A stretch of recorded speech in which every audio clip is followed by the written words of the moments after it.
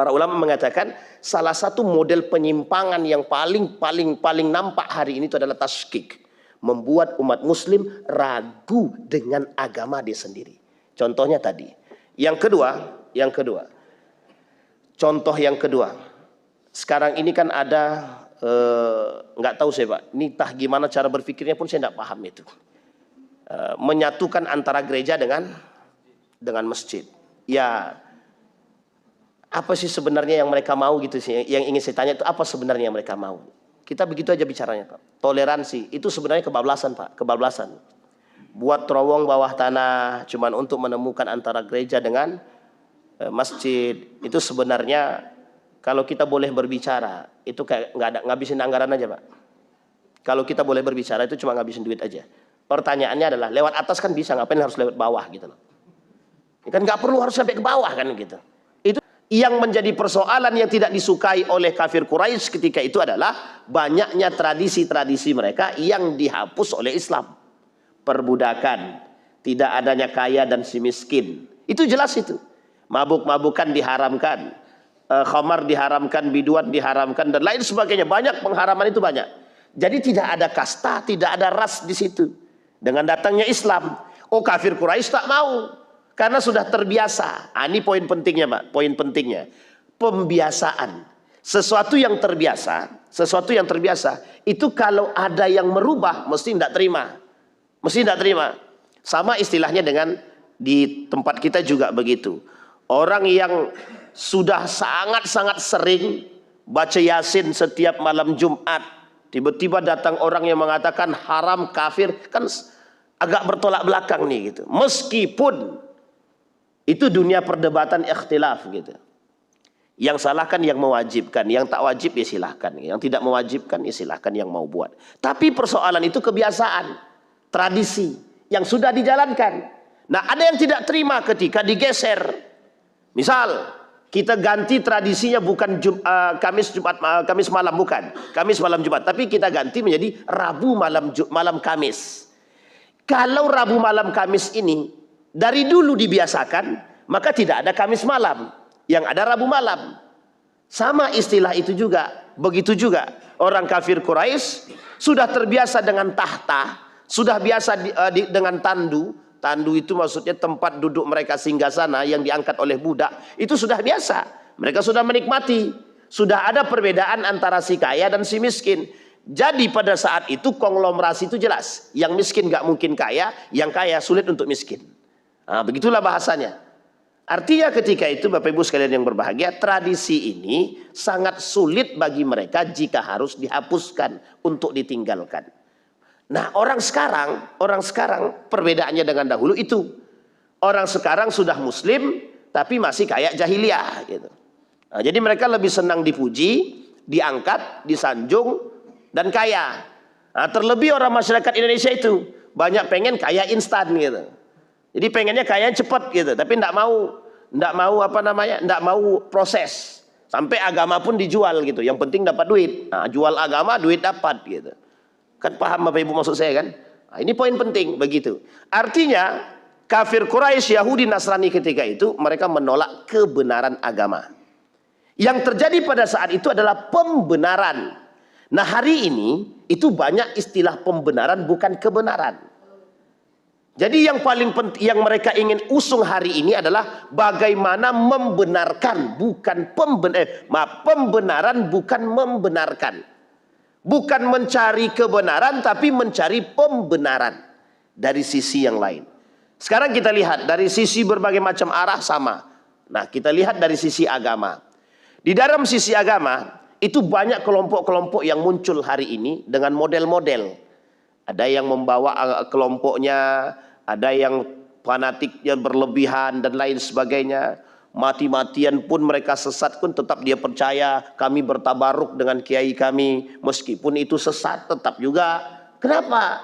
Nah, ini istilah pembiasaan saja. Jadi dibiasakan orang itu dengan kondisi seperti yang kita alami, maka itu akan menjadi satu hal yang terbiasa. Contoh, misal kita punya tradisi yang kita biasakan kalau lewat di depan orang nunduk. Di Arab tidak mau terima dia. Jadi kalau Bapak Ibu di depan orang Arab nunduk begini jalannya, itu dikemplang kita Pak, pak gitu deh. Jangan berlebihan gitu deh. Mereka nggak suka tradisi begini. Artinya menurut mereka di Arab itu ta'zimnya berlebihan. Menghormati orang tapi berlebihan. Kalau kita itu adat istiadat gitu. Tradisi yang memang untuk menunjukkan penghormatan kepada yang tua atau terhadap orang yang sedang duduk. Kita kan tidak bisa sembarangan tuh. Ibu kalau di Arab kan Bapak Ibu sering kan lihat orang lewat suka-suka hati dia. Mau langkah kaki, langkahlah, kepala pun bisa dilangkahkan gitu. Nah, tapi bagi mereka itu biasa. Bagi kita itu agak sedikit aneh atau tabu. Sama Pak. Contoh, kalau di Arab itu pukul pantat ngamuk dia Pak. Laki-laki ya, pukul pantat itu ngamuk dia. Itu bisa kita digoloknya tuh. Tapi kalau pegang kepala, cium kepala, oh senangnya bukan main. Coba orang kita pegang kepala. Kok main-main kepala aku, kok siapa? Wah, itulah bahasa kita sekarang. Cuma uniknya kalau dipegang pantat biasa aja dia. Nah, itu masalah juga. Tapi ingat ya, laki-laki dengan laki-laki, bukan perempuan dengan laki-laki dan perempuan, bukan. Ini satu pemahaman Pak, tradisi yang menjadi persoalan gitu. Jadi apa masalahnya? Pembiasaan. Sama dengan Isra Mi'raj Pak. Isra Mi'raj itu begitu. Karena pada saat itu sesuatu yang luar biasa itu tidak pernah mereka temukan, jadi menjadi sesuatu yang tidak bisa diterima oleh akal. Tapi kalau ya ketika itu yang melakukannya adalah Abu Jahal dan menjadi sebuah kebiasaan dalam tradisi orang-orang jahiliyah dan Quraisy ketika itu, mesti bisa diterima. Begitulah bahasanya. Karena tidak ada pembiasaan dan ini hanya masalah waktu saja. Waktunya apa? Ketika semua orang mulai mengakui dan membiasakan tradisi tersebut, maka biasa. Contoh, kita ambil contoh. Ibnu Taimiyah itu pernah mengalami satu cerita yang sifatnya karomah. Tapi ini aneh bagi satu kelompok. Gitu. Karomah itu aneh. Kalau kita lihat ada orang punya karomah, itu bagi satu kelompok tuh, nggak ada kayak gitu-gitu itu, nggak ada. Saya cerita sama Bapak Ibu, mungkin enggak ada orang bisa berjalan di atas air? Mungkin apa tidak? Mungkin Pak. Mungkin apa tak mungkin sekarang nih? Abang percaya apa tidak? Mungkin apa tak mungkin Bapak Ibu? Mungkin apa tak mungkin? Yang pernah bertemu lah, yang pernah melihat gitu. Nggak ada kan? Sehingga ada dua kemungkinan. Bapak Ibu bisa bilang percaya karena ada mungkin obrolan turun-temurun. Satu. Yang kedua, ada orang yang tidak percaya karena kami nggak melihat Ustaz. Sama, begitu dia. Kasus Isra Mi'raj itu kan begitu. Kami nggak lihat. Tapi kalau mereka melihat, bisa jadi mereka iya kan. Itu poin pentingnya. Sehingga ketika mereka tidak melihat, ya mereka nggak bisa mengatakan iya. Dan salahkah? Sebenarnya tak salah. Cuma yang salah di situ adalah karena Abu Lahab itu pengen sekali menjatuhkan Muhammad, disitulah istilahnya. Jadi dia bahagia sekali seolah-olah dia menang. Tidak akan ada yang percaya kepada engkau Muhammad, habislah engkau. Itu kan harapannya. Ternyata promosi Abu Bakar lebih tinggi. Ternyata Abu Bakar memiliki iman yang kencang dan tinggi dalam mempromosikan keimanan tersebut. Jadi Bapak Ibu, andai kata ketika itu Abu Bakar tidak percaya, maka habislah Muhammad. Bisa dipahami ya? Tapi begitulah cara Allah menjaga. Artinya Bapak Ibu, tradisi pembiasaan seperti ini, sesuatu yang luar biasa itu bisa terbiasa kalau sering kita temukan. Kalau tidak sering kita temukan, ya tidak biasa. Bahkan itu sesuatu yang aneh. Nah, itulah istilahnya Bapak Ibu. Kembali kepada poin kita tadi. Nah, orang-orang kafir Quraisy jahiliyah ini punya tradisi seperti itu. Mereka tidak suka dihapus perbudakannya. Minum khamar diharamkan, mereka nggak terima. Perempuan tidak boleh joget pakaian-pakaian seksi, mereka nggak terima. Musik dihidupkan berlebihan, mereka tidak terima. Semua tidak terima dia, karena ini tradisi dia yang memang biasa mereka lakukan. Nah, datang Muhammad, datang baginda Nabi membawa risalah, menghapus tradisi-tradisi ini. Otomatis mereka nggak terima. Disinilah rentetan pertamanya mengapa ini bisa terjadi, mengapa Isra Mi'raj bisa ditolak. Itu rentetan pertamanya. Sama kalau seandainya Nabi Muhammad, asalnya Muhammad ini adalah orang yang sangat terpercaya. Ketika Nabi Muhammad sebelum membawa risalah, semua orang tunduk dan patuh dengan perkataan dia. Semuanya. Bahkan meletakkan Hajar Aswad saja, itu Nabi Muhammad bisa mengumpulkan 4 kabilah. Jadi 4 kabilah itu didamaikan oleh seorang pemuda bernama Muhammad. Hanya untuk meletakkan Hajar Aswad. Artinya sebelum Islam datang. Sebelum risalah itu datang. Bisa dipahami ya? Sebelum risalah datang. Tapi setelah risalah itu datang, semua menolak. Kenapa menolak? Karena bukan dari kabilah-kabilah mereka. Tapi kalau dari kabilah mereka, kira-kira mereka terima nggak? Sama Pak. Kita kan begitu juga karakter kita. Kalau yang dipilih itu dari golongan kita, mati-matian. Mau penipu dia kita tetap pilih. Dia keluarga aku gitu deh. Maupun penipu dia kita tetap pilih kan. Itu salah satu sisi Pak. Oh, kenapa kau pilih dia? Kebetulan kami satu kampung. Kebetulan kenal tidak, belum pernah ketemu. Kebetulan satu kampung, tetap dipilih. Ini sebenarnya nalurikah atau fitrahkah? Nalurikah atau fitrahkah? Sama kan? Kondisinya. Kenapa orang Quraisy juga begitu? Ya sama. Dari dulu sudah ada hal seperti ini. Maka ketika itu naiknya Nabi Muhammad SAW atau dibaiatnya Nabi sebagai seorang nabi, ini lebih berkesan bagi mereka karena telah menolak ajaran nenek moyang. Padahal tidak. Kalau dikembalikan pada ajaran nenek moyang sebelumnya dari Nabi Adam sampai Nabi Isa, sama tradisinya Pak. Sama, hanya saja perbedaannya terletak pada tambahan syariat dan terletak pada model sholatnya. Syariatnya. Jadi sholatnya pakai gerak. Pada masa dahulu sholat tidak pakai gerak. Cukup duduk, ada yang sujud, ada yang cuma duduk berdoa. Nabi Yusuf alaihissalam itu sholatnya duduk, kemudian berdoa. Itu Nabi Yusuf. Nabi Adam alaihissalam cukup duduk, selesai. Jadi model-model sholat itu. Nah pada masa Nabi, model sholatnya beda. Bergerak. Sehingga oleh para ulama, merujuk kepada hadis, kata para ulama hadis, tidak ada hadis mutawatir tentang gerak sholat ini. Yang ada hadisnya ahad.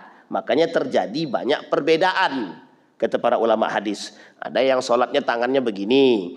Ada yang begini, kan begitu ya? Ada yang begini. Yaitu terserahlah, yang penting ada sandaran hadisnya. Dan hadisnya sahih, tidak ada masalah. Kalau hadisnya sahih itu tidak ada masalah. Tapi hadisnya palsu, Ustaz, jangan dibuat. Contoh, misalkan dia bilang Allahu Akbar. Itu kan nggak ada Pak. Misal dia sholatnya begini. Allahu Akbar. Itu tidak ada, itu orang capek itu namanya Pak. Cuma capek aja itu. Itu tidak ada begitu itu. Tapi kalau dia sholatnya seperti ada yang begini, ada yang begini, kita nggak usah berantem Pak, nggak usah berantem, capein badan aja itu. Karena kita belum sampai ke sana pemahamannya. Ini istilahnya Pak sama. Orang sekarang itu kenapa dia berantem? Kenapa mereka berantem? Karena belum sampai pemahamannya pada di situ. Kalau sudah sampai, oh iya ternyata ada juga sandarannya. Kecuali mereka yang sudah sampai mengerti, tapi diundung oleh nafsu mereka, seolah-olah diri mereka lebih baik daripada yang lain. Ini masalah. Dan ini adalah karakteristik jahiliyah. Apa kata Nabi? Yahsabun annahum yahsabuna ala syai' wa laysa ala syai'. Mereka beranggapan diri mereka paling benar, tapi mereka nggak mau mengatakan diri mereka benar. Mereka mengatakan diri mereka paling benar, tapi sesungguhnya mereka belum tentu benar. Gitu. Nah, ini poin penting Pak. Tapi kalau kita kembalikan pada pemahaman hadis tadi, ikhtilaf pada pemahaman itu saja. Kita ambil contoh. Kenapa ada orang yang wuduknya itu, ada yang dari sini sampai ke siku, ada yang dari sini cuma sampai ke sini. Itu cuma pemahaman satu huruf saja. Perdebatannya cuma pada satu huruf. Kalimat ila. Ila dimaknakan sampai, ila dimaknakan ke. Kalau cuma ke, yang penting ke bawah. Mau basah ke siku, mau enggak terserah. Tapi kalau dimaknakan sampai, harus sampai. Dan ini ada semua pemahamannya. Itu perbedaannya di situ saja. Sehingga pemahaman contoh misalkan. Madhab Imam Abu Hanifah dan madhab Imam Ahmad ibn Hanbal misalkan. Wudhu. Itu satu kali. Dari kepala langsung ke telinga. Enggak perlu tambahan 3 kali, enggak perlu. Tapi madhab Syafi'i, mulai dari muka, tangan, kepala, kaki, semua 3, telinga 3. Pemaham perbedaannya di mana? Cuma pada kalimat waw. Cuma pada kalimat waw. Apakah waw ini, kalimat setelah waw ini mengikuti yang sini atau pada tempat yang berbeda? Itu saja. Contoh, saya keluar dan turun hujan. Saya keluar pintu dan turun hujan. Kira-kira hujan turun gara-gara saya keluar pintu, atau saya keluar pintu memang kebetulan hujan turun? Tergantung pemahamannya, Pak. Kan di situ aja kalimatnya. Ikhtilafnya cuma di situ, Pak. Makanya oleh para ulama ikhtilaf itu namanya fikih tadi. Karena mohon maaf Pak, di situ memiliki satu sisi yang sangat-sangat unik. Apa itu? Ketika seseorang tidak mampu melakukan dengan model sesuatu, misal dengan gaya Imam Syafi'i, mereka nggak sanggup menjalankan itu, mereka bisa turun pada posisi yang lain tanpa harus merubah. Contoh di Masjidil Haram. Contohnya ketika tawaf, orang yang bermadhabkan Syafi'i secara kental, dia nggak bisa Pak. Ketika wudhu dia bingung, ketika batal dia bingung, mau gimana caranya gitu. Sehingga pemahamannya sudah berbeda itu. Ketika tidak sengaja, tidak ingat ya kalimatnya tidak sengaja, tersentuh laki-laki perempuan dalam mazhab Syafi'i batal. Tapi dalam mazhab Imam Malik tidak. Nah sekarang Bapak Ibu pilih yang mana? Hampir semua travel itu menggunakan mazhab yang mana? Padahal mayoritas travel di Indonesia ini mazhabnya Syafi'i atau Maliki. Salah Pak, mazhabnya duit. Yang penting dapat duit kami. Serius Pak. Sekarang saya tanya, ada orang yang mengatakan begini, nanti sampai sana kita ganti mazhab. Sejak kapan ada ganti mazhab? Gak ada Pak. Itu jangan dijual-jual, itu penjualan sebenarnya. Jangan coba-coba. Istilah pemahaman ini harus diluruskan. Kenapa saya bilang begitu? Di situ karena masyakohnya, karena masalahnya kita tidak bisa menerapkan mazhab Syafi'i, maka diberikan keringanan. Silahkan lo pilih. Bukan berarti mengganti mazhab. Makanya mohon maaf, kata mazhab Imam Malik, sekalipun bersentuhan, tak sengaja, ya nggak ada masalah, nggak batal. Semua travel pilih yang itu Pak, kecuali beberapa travel tertentu. Mayoritas lah Pak, itu begitu semua. Nah, itu poin pentingnya. Jadi disitulah yang disebut dengan tradisi. Sesuatu yang dulunya tidak bisa diterima, bisa kok kami terima. Ya bisa memang kalau kita mau menerima. Nah, istilah Isra Mi'raj kan begitu juga sama. Nah sekarang Bapak Ibu kita kembalikan. Ini kan tradisi jahiliyah. Nah persoalan jahiliyah ini, persoalan tradisi jahiliyah ini menolak Nabi Muhammad itu cuma karena itu Pak. Cuma karena itu, gengsi Pak. Makanya orang lain yang majusi itu tidak masuk dalam kategori kafir. Majusi masuk dalam kategori musyrik. Karena yang disembahnya, mereka percaya ada Tuhan lain selain daripada Allah. Ada Tuhan lain selain daripada Allah. Nah kenapa orang kafir Quraisy itu kan nyembahnya berhala Pak Ustadz? Benar, tapi nenek moyang mereka tidak berhala. Nenek moyang mereka tidak berhala. Hanya saja ada masa fatrah, hilangnya masa kenabian, mereka belum sampai nabi. Tiba-tiba datang nabi, mereka tidak terima karena bukan dari golongan mereka. Itu masalahnya sekarang. Bisa dipahami sampai di sini Bapak Ibu ya? Baik, kita kembalikan poin tadi. Maka Bapak Ibu sekalian yang berbahagia, dalam persoalan jahiliyah inilah kemudian yang menjadi persoalan kita sampai hari ini. Saya pernah sampaikan di sini, ada namanya dhannal jahiliyah, ada namanya hukmul jahiliyah, ada namanya tabarrujal jahiliyah, ada namanya hamiyatal jahiliyah. Kita bahas poin pertama sampai keempat. Yang pertama itu ada namanya dhannal jahiliyah, gaya berfikirnya orang jahiliyah. Itu sama Pak. Kami tidak percayalah sama Tuhan, kami nggak percaya sama Allah. Nah ketidakpercayaan dia terhadap Allah itu dhannal jahiliyah. Orang ketika itu ada orang munafik dalam perang Uhud. Nabi bilang begini, kata Nabi, kita ini akan dibantu oleh Allah. Orang munafik tidak mau berperang, tapi terpaksa ikut berperang, malu kalau tidak berperang. Itu saja. Jadi orang munafik itu tidak mau berperang bukan karena apa-apa, malu. Yang lain berperang, dia tak berperang, malu dia, akhirnya berperang atau terpaksa berperang. Ini orang munafik dalam perang Uhud.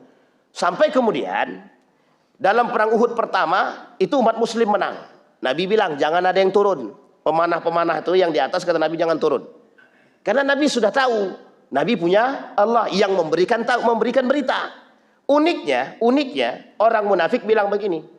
Orang munafik bilang begini, dihasut Pak sama orang munafik. Kata orang munafik, udahlah turun aja nanti kalau tidak diambil harta rampasan ini nanti diambil orang kata dia.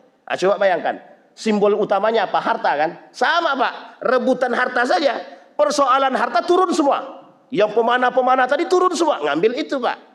Apa ketika kemudian Khalid ibn Walid balik kemudian menyerang mereka. Apa jawaban orang munafik? Mana kata Muhammad? Kata Muhammad kita akan dibantu oleh Allah. Yang salah siapa sekarang? Saya tanya. Yang salah siapa? Dalam bahasan ini bisa dipahami Bapak Ibu ya. Jadi yang salah siapa, yang disalahkan siapa? Kata Nabi jangan turun. Meskipun Nabi tidak katakan kalau turun nanti akan datang musuh. Nabi tak katakan begitu. Nabi cuma ingin mereka patuh terhadap perintah jangan turun, kata Nabi. Tapi karena hasutan munafik tadi, cara dia menghasut itu mudah. Cara dia mengajak itu mudah. Itu ada harta. Kalau tidak diambil, diambil orang. Pilih mana? Takut kehilangan harta tadi, turun Pak. Sebenarnya orang-orang pemanah ini, mereka masih patuh dengan Nabi. Cuma karena saking kencengnya panggilan harta tadi oleh kaum munafik tadi, turun Pak. Ketika mereka turun, Khalid ibn Walid balik. Ketika Khalid ibn Walid balik, kemudian menguasai kaum muslimin, sampai Nabi pun harus bersembunyi di satu goa. Di salah satu goa itu, yang ada di Jabal Uhud itu. Jabal Uhud itu besar Pak, semenanjung itu Jabal Uhud namanya. Jadi yang kecil-kecil di tengah itu namanya Jabal Rumat namanya. Di menanjung yang besar itu yang disebut dengan Jabal Uhud, Gunung Uhud itu di situ. Singkat cerita Bapak Ibu sekalian yang berbahagia, turun Khalid ibn Walid menguasai umat muslim, Nabi pun sampai berdarah. Apa kata orang munafik? Mana Muhammad mendustai kita. Muhammad berbohong terhadap kita. Kata Muhammad kita akan dibantu oleh Allah, kita akan menang. Mana buktinya kita kalah, kata dia gitu kan. Yang salah siapa? Yang disalahkan siapa? Mereka yang tidak patuh, ya akhirnya dampak daripada ketidakpatuhan mereka. Mereka lupa kalau Muhammad ini nabi. Sebenarnya bukan lupa, tapi mereka ingin membangkang seolah-olah perkataan Muhammad itu tidak mungkin terjadi. Padahal perkataan Nabi selalu terjadi. Nah inilah kemudian Bapak Ibu yang terjadi hari ini. Nabi bilang, ana mathalu rajulin. Kata Nabi, aku ini seperti seorang laki-laki, seorang pemuda. Istauqada nara, menghidupkan api. Kemudian datang binatang melata mendekati api. Kemudian kata Nabi, kata pemuda tersebut, ditariknya satu persatu. Ditarik satu persatu Pak. Jadi binatang melata tadi yang mendekati api tadi ditarik satu-satu. Siapa yang menarik pemuda tadi?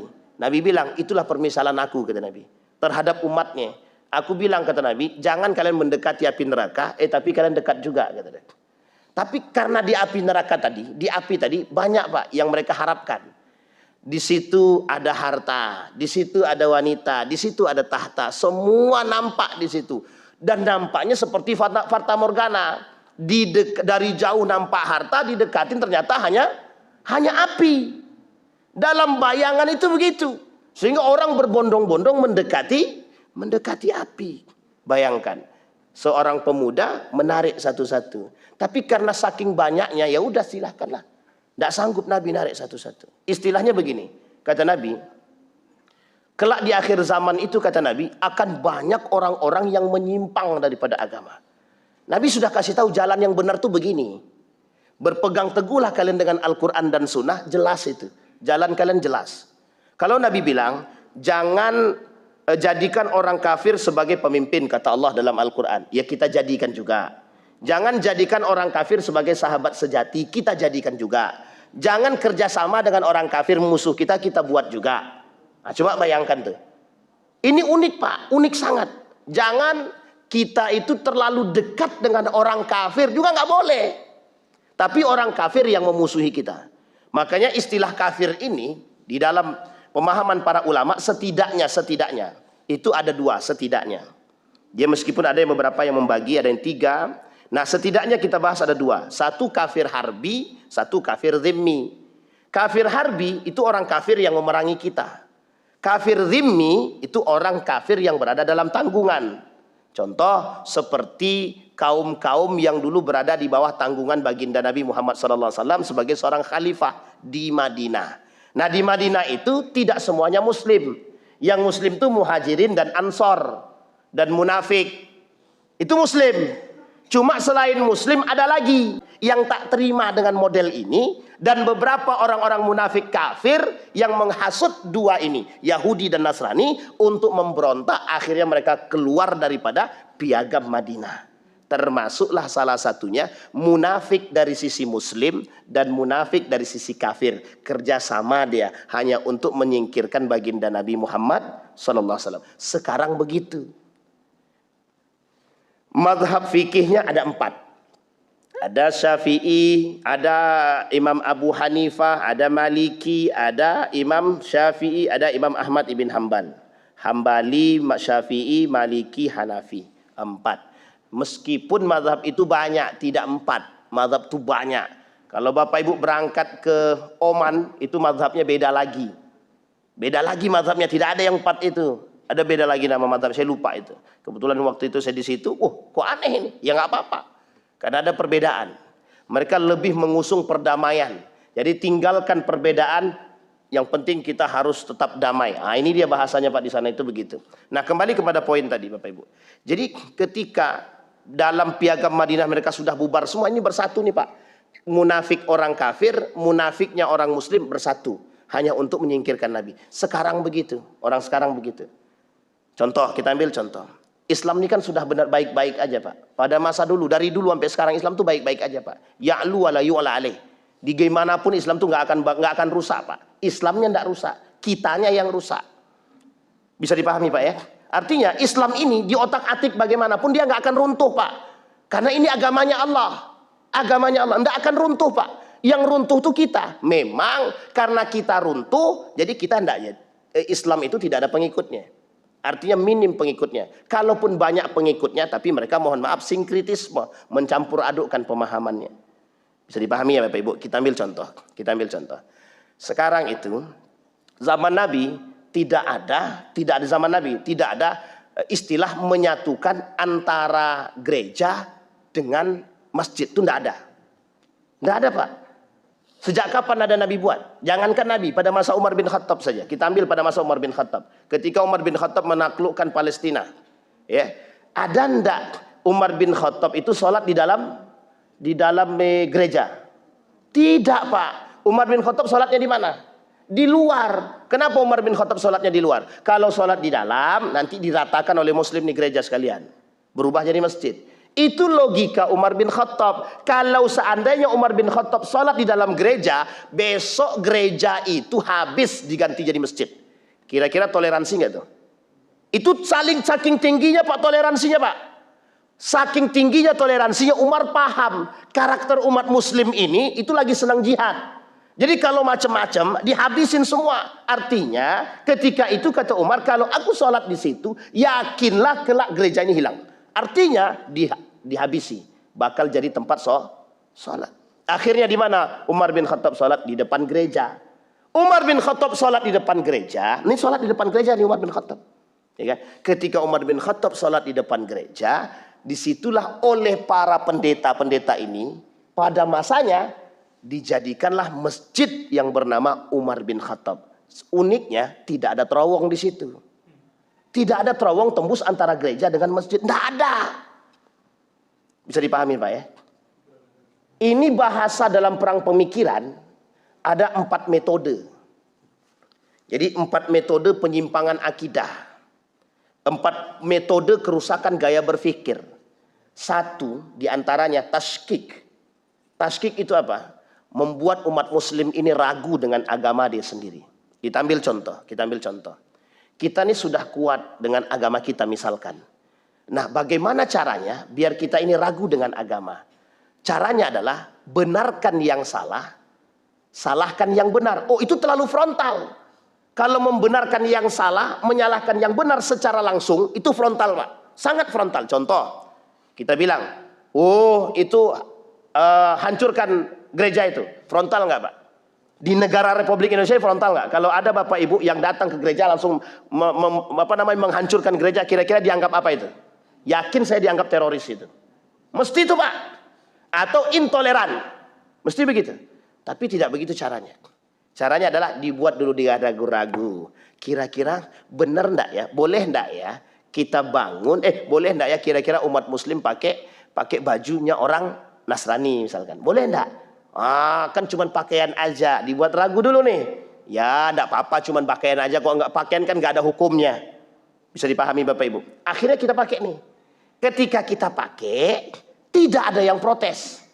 Tidak ada yang ngomel. Karena tidak semua umat ini paham dengan agama secara baik gitu maksud saya. Artinya tidak semua kita ini paham agama itu detail. Sampai fikih-fikihnya kita mengerti secara detail kan tidak.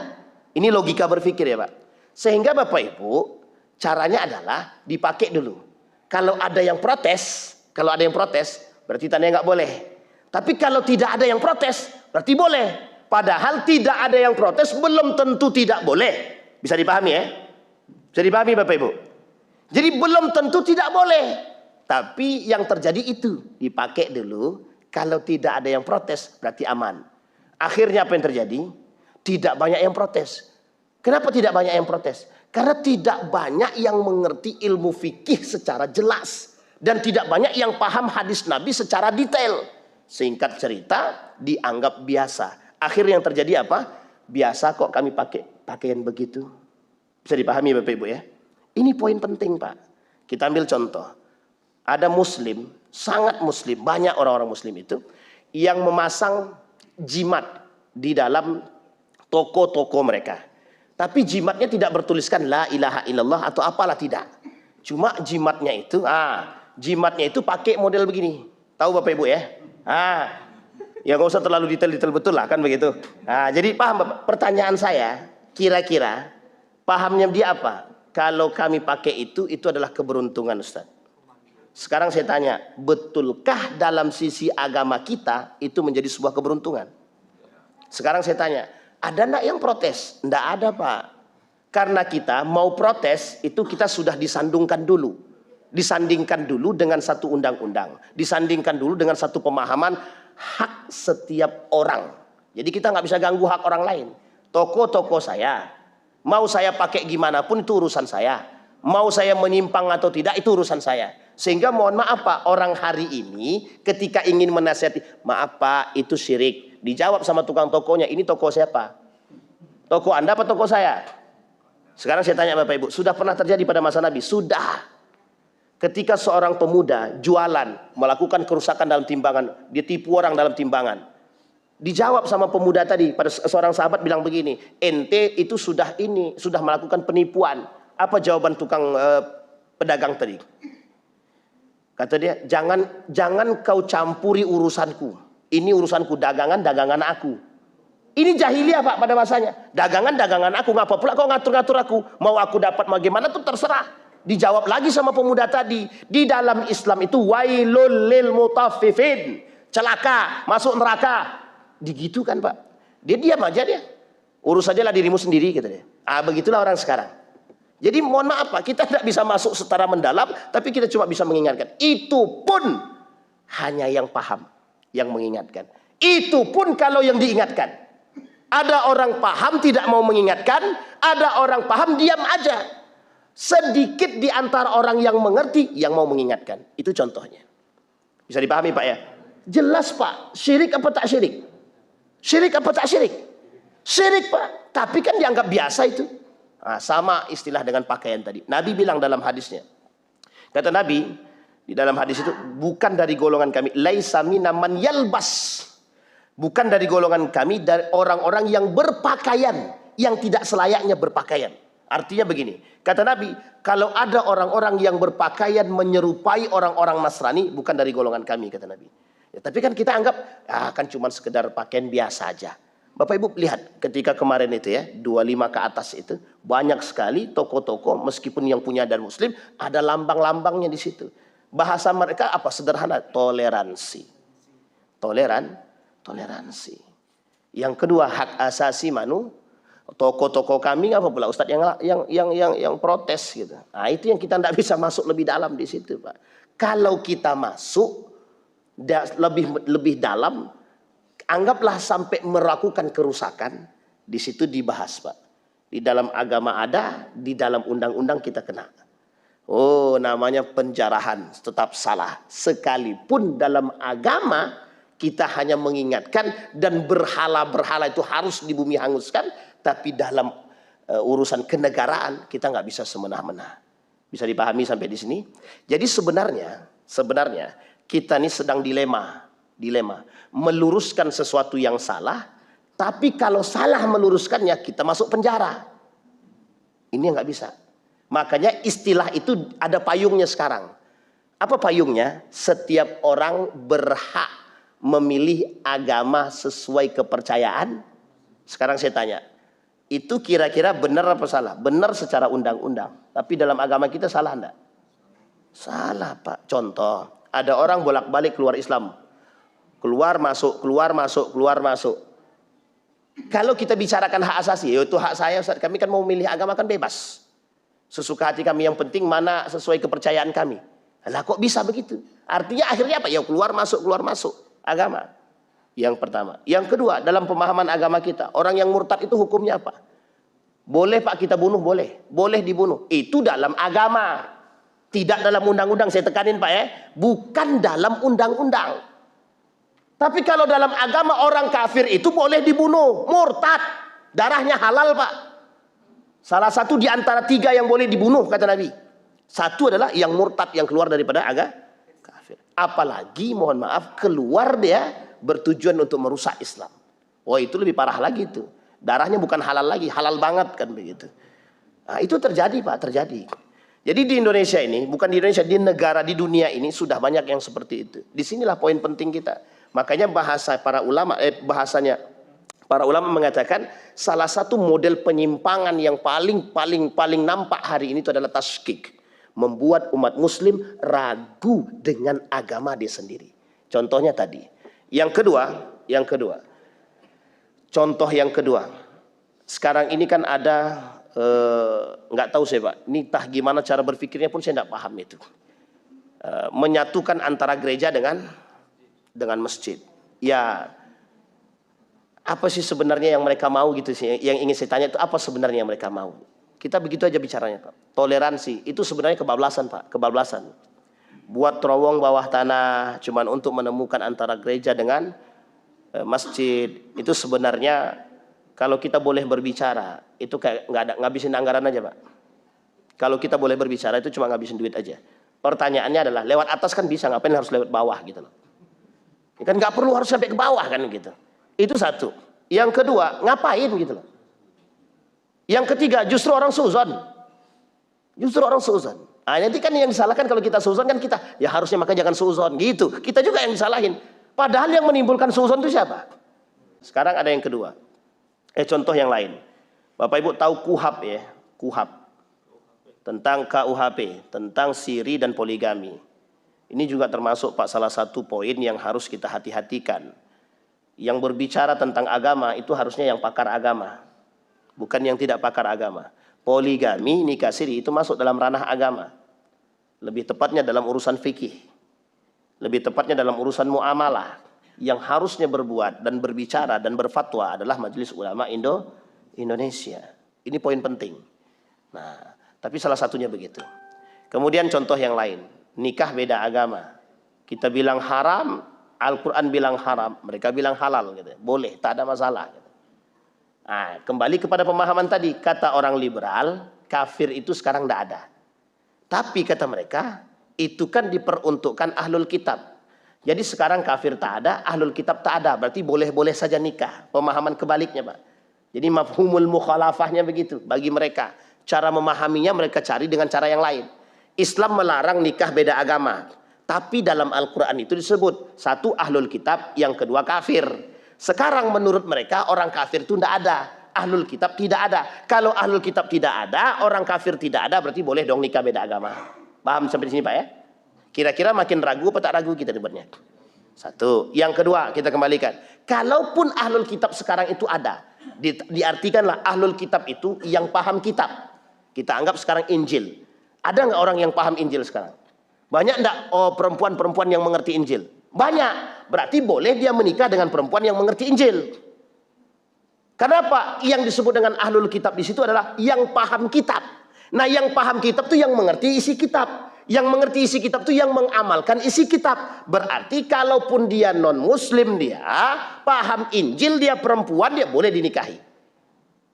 Bisa dipahami sampai di sini Pak? Nah, ini kan kacau. Maka kata Kiai Haji Khalil Nafis, tidak ada istilah ahlul kitab sekarang. Perbedaannya di mana? Nasrani dahulu dengan Nasrani sekarang berbeda. Jauh perbedaannya. Nah, kita nggak mau runut lebih nih Pak. Ini agak berbahaya, nih sensitif, agak sentimen. Kalau nggak ada ini saya sebutin semua deh Pak. Ini masalahnya orang-orang ini Pak. Masalahnya ini nih. Jadi Bapak Ibu, Perbedaannya di situ. Nah, sehingga kita sekarang ini dibuat seperti meragukan agama. Jadi kita ini seperti orang yang disuruh untuk ragu terhadap agama kita sendiri. Ketika ditanya, kira-kira benar nggak yang mereka lakukan? Dijawab, Pak, kalau kita bilang nggak benar. Tapi kata mereka, Ustadz aja buat kok gimana? Sekarang makin ragu apa tak ragu? Diperkuat oleh orang-orang yang mengerti agama. Inilah istilah kita. Dalam istilah Nabi dalam hadisnya itu du'atun ila abwabi jahannam. Jadi ada dai yang mengajak umat kepada neraka jahanam. Maksudnya kenapa kok neraka jahanam? Mengajak umat jadi kufur. Mengajak umat jadi ragu terhadap agama dia sendiri. Mengajak umat untuk bahasanya apa? Mengajak umat untuk ragu terhadap nilai-nilai agama. Makanya Bapak Ibu tidak usah heran kalau ke depan orang tidak kenal Al-Qur'an, itu biasa. Kalau ke depan Ibu tidak lihat jangan heran ketika melihat orang tidak sholat, itu biasa. Jadi ke depan kita melihat perempuan tidak pakai baju pun itu biasa. Ke depan kita melihat orang-orang yang biasa bernikah beda agama, satu atap beda agama, itu biasa. Ke depan itu biasa. Kenapa biasa? Karena itulah program pembiasaannya. Kenapa? Tradisi ini yang harus dibiasakan. Kembali kepada poin kita tadi di awal, membiasakan sesuatu yang tidak biasa. Pertanyaannya, apakah kelak sesuatu yang tidak terbiasa ini akan menjadi biasa? Iya. Kenapa? Karena diamnya orang yang mengerti. Yang kedua, tidak ada yang menegur. Yang ketiga, memang dibiasakan agar terbiasa. Pada akhirnya semua orang yang melihat akan membenarkan yang dibuat. Betul apa tidak betul? Mesti begitu, Pak. Sama istilahnya begitu. Makanya sesuatu yang aneh bagi kita hari ini, kita ambil ya Bapak Ibu, di dalam tradisi kita. Isra Mi'raj ini tradisi dari dulu. Dari zaman dulu orang selalu memperingati Isra Mi'raj. Di mana-mana kan? Ada yang pakai kemplang, bukan kemplang, pakai apa namanya? Pakai rebana, ada yang pakai kasidahan, ada dan lain sebagainya lah. Ini kan model saja, model. Tapi kan ini tradisi. Tapi Bapak Ibu, ketika satu kampung itu membuat itu, kira-kira terasa nikmat apa tidak? Semua merayakan atau melakukan peringatan Isra Mi'raj. Hidup suasana. Tiba-tiba pada satu tahun pemerintahnya bilang begini, tidak ada yang melakukan Isra Mi'raj. Kira-kira bagaimana? Ada enggak yang menentang? Ada, mesti. Cuma menentang, melawan tak bisa. Ya kan, melawan tidak bisa. Akhirnya apa? Pemaksaan. Tahun pertama. Tahun kedua, kata pemimpinnya, wah ini terlalu frontal kalau kita cut secara langsung. Takutnya mereka protes. Ya gini aja, sebagian tempat boleh, sebagian tidak. Paham maksud saya Bapak Ibu ya? Artinya apa? Menghilangkan tradisi ini itu tak bisa sekaligus, tapi harus perlahan. Tapi yakinlah ke depan tidak ada tradisi itu, tidak ada. Begitulah yang mereka lakukan hari ini untuk membuat kita ragu dengan agama kita sendiri. Makanya istilah Nabi, kelak tidak ada orang yang kenal dengan Islam kecuali tinggal nama Islam itu sendiri. Kelak orang tidak mengerti Al-Quran kecuali tinggal tulisan itu sendiri. Yang dimaksud oleh Nabi adalah itu dia, Pak. Makanya mohon maaf, sekarang ini banyak Bapak Ibu temukan aliran-aliran yang aneh-aneh. Yang aneh-aneh. Aneh-aneh pokoknya. Tidak sah sholatnya pakai ini itu. Jadi kalau sempat setiap kelompok mengisyaratkan sahnya sholat itu dengan pakaian, maka tidak sahlah sholat Bapak Ibu ini kalau tidak pakai merah putih. Kemudian Muhammadiyah bilang tidak sah sholatnya orang Muhammadiyah kalau tidak pakai peci lambangnya Muhammadiyah. Tidak sah kata orang NU, orang-orang yang sholat kalau tidak pakai baju yang tuliskan NU. Kalau sempat semua pakai syarat begini untuk mendapatkan sahnya sholat, rancu atau kacau? Dua-duanya, Pak. Rancu, kacau juga. Nah, adakah? Enggak. Sekarang pertanyaannya, apa yang menjadi tolak ukur mereka? Hadis Nabi kah? Bukan. Yang dijadikan sandaran apa? Akal. Yang kedua, apa yang dijadikan sandaran? Mohon maaf, Pak, mohon maaf. Apa nih, Pak? Dunia. Jadi agama pun dijual demi dunia. Makanya ada, ya saya bukan termasuk orang yang anti ya, tapi ya saya termasuk orang yang kurang suka saja kalau orang yang berlebihan. Masa ludahnya aja bisa berkah. Bapak Ibu, ludah saja mahal 200.000. Sini saya ludahin Pak, enggak mungkin pula kan Pak. Ludah bisa 200.000 itu kan mahal Pak. Tapi begitulah Pak, begitulah keadaannya begitu. Jadi sesuatu yang tidak normal itu akan jadi normal. Yang normal justru tidak normal. Jadi kalau Bapak Ibu lihat hari ini ada orang yang mencari orang jujur itu susah, ya memang kondisinya begitu. Mencari orang yang baik itu susah, ya memang kondisinya begitu. Kalau dulu kita cari orang alim tuh hampir setiap tempat kita bisa temukan. Alim bukan berarti mereka itu ustadz, bukan berarti itu, tidak hanya itu. Banyak orang yang alim, yang soleh tapi tidak ustadz itu banyak Pak, banyak. Sekarang saya tanya Pak, Umar bin Khattab itu terkenal alim tidak? Tapi kan dia bukan ustadz, dia itu kepala negara. Abdurrahman bin Auf itu kira-kira secara keagamaannya kuat nggak Pak? Kuat banget Pak, kuat banget. Tapi dia juga bukan ustadz kan gitu. Tapi ahli perdagangan gitu. Utsman bin Affan. Ya tidak semuanya juga hafal Quran Pak. Memang banyak, rata-rata sahabat Nabi memang hafal Quran. Ada beberapa yang tidak. Tapi kan setidaknya hafal mereka itu paling, ya masa nggak mungkin Al-Fatihah nggak hafal, itu kan nggak mungkin sekali kan gitu. Nah kalau orang sekarang yang disebut dengan tidak hafal itu ya tidak hafal beneran Pak. Memang tidak hafal. Berbeda tidak hafalnya sahabat dengan tidak hafalnya kita gitu. Tidak hafalnya sahabat itu setidaknya setengah Al-Quran masih hafal dia Pak. Oh tidak hafalnya sekarang, baca Al-Fatihah aja susah. Baca Al-Fatihah aja susah. Itu orang sekarang. Jadi jauh sekali kalau dibandingkan begitu. Nah terjadinya penyimpangan seperti ini itu biasa. Maka Bapak Ibu akan temukan ke depan itu 20 tahun yang akan datang, kalau ada yang masih hidup di 20 tahun yang akan datang, akan bertemu dengan kondisi seperti apa yang kita katakan. Karena yang berbicara bukan saya tapi baginda Nabi Muhammad sallallahu alaihi wasallam. Hari ini saja itu kita sudah melihat bagaimana banyak sekali yang aneh-aneh muncul. Nah yang aneh-aneh itu kalau kaitannya dengan kenegaraan mungkin kita biasa saja Pak. Tapi karena kaitannya dengan agama, ini yang menjadi sensi bagi kita. Kenapa? Karena pikiran kita satu saja. Akan terjadi penyimpangan. Menghalalkan yang haram, mengharamkan yang halal. Ini yang kita khawatirkan. Menyesatkan orang, dhalun wa adhal. Sesat dan menyesatkan. Bisa dipahami Bapak Ibu ya. Ini poin kita. Nah intinya Bapak Ibu, saya potong atas saja. Intinya meskipun tiganya lagi belum kita bahaskan. Intinya Isra Mi'raj itu kembali kepada Isra Mi'raj, intinya cuma meneguhkan iman.